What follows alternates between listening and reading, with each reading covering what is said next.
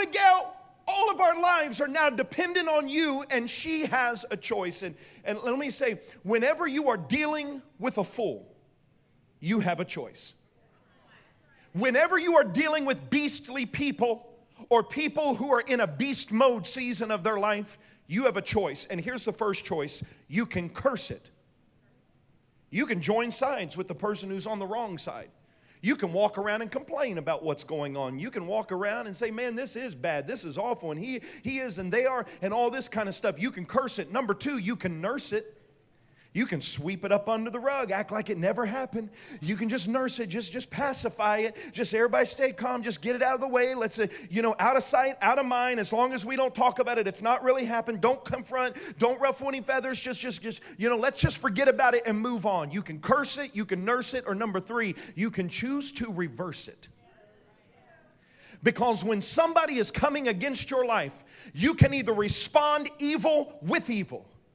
Or you can say, no, you may bring a curse against me. I'm going to turn around and bring a blessing on you. So rather than curse what's going on, rather than nurse what's going on, I'm going to choose to reverse what's going on. Because you meant for me evil, but God has a bigger plan for my life. And He's about to turn what you meant for my evil and turn it for my good, because I'm a reverser. Number 18, Abigail made haste, took 200 loaves of bread, 2 skins of wine, 5 sheep already dressed, 5 seahs of roasted grain, 100 clusters of raisins, and 200 cakes and figs, and loaded them on the donkeys, because the way to a man's heart is through his stomach. Amen. And she said to her servants, go on before me, see, I'm coming after you. But she did not tell her husband Nabal. So it was, as she rode on the donkey, she went down under the cover of the hill, and there were David and his men coming down toward her, and she met them. Here's the first thing I want you to notice about Abigail. Abigail is someone, she is a responder, not a reactor. Abigail is a responder, not a reactor. You ever seen these news programs where they go over and they film where a nuclear reactor melted down?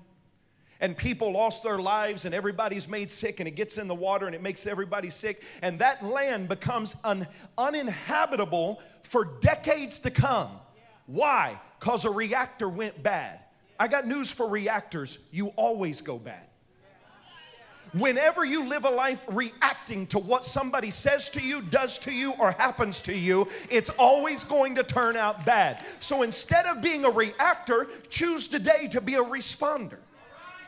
Well, how do I become a responder? It's a word I'm going to teach you. You ready? Pre-decide. Pre-decide.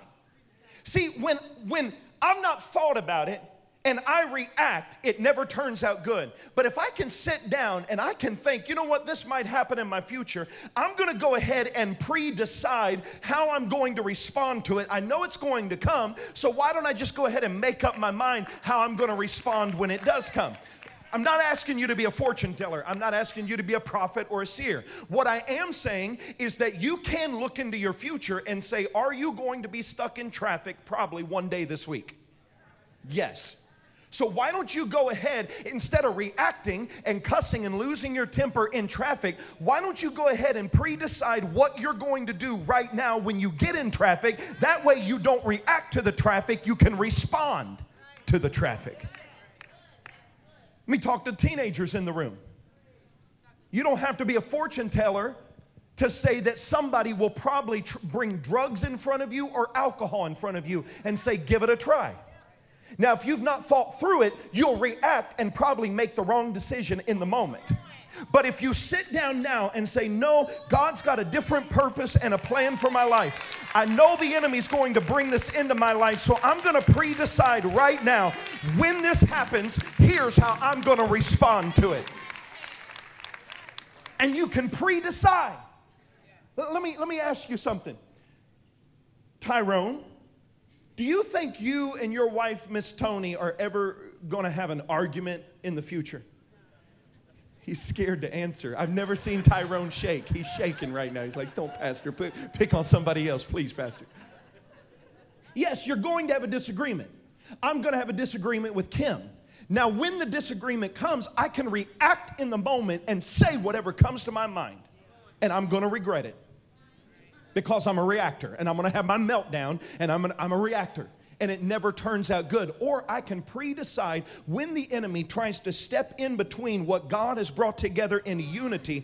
All he's trying to do is take the blessing off of our house. That's why he's trying to divide us. So why don't I go ahead and pre-decide right now that when he does this, instead of reacting at Kim, I'm going to respond to the attack of the devil. I'm going to pre-decide right now. Am I helping anybody in the room?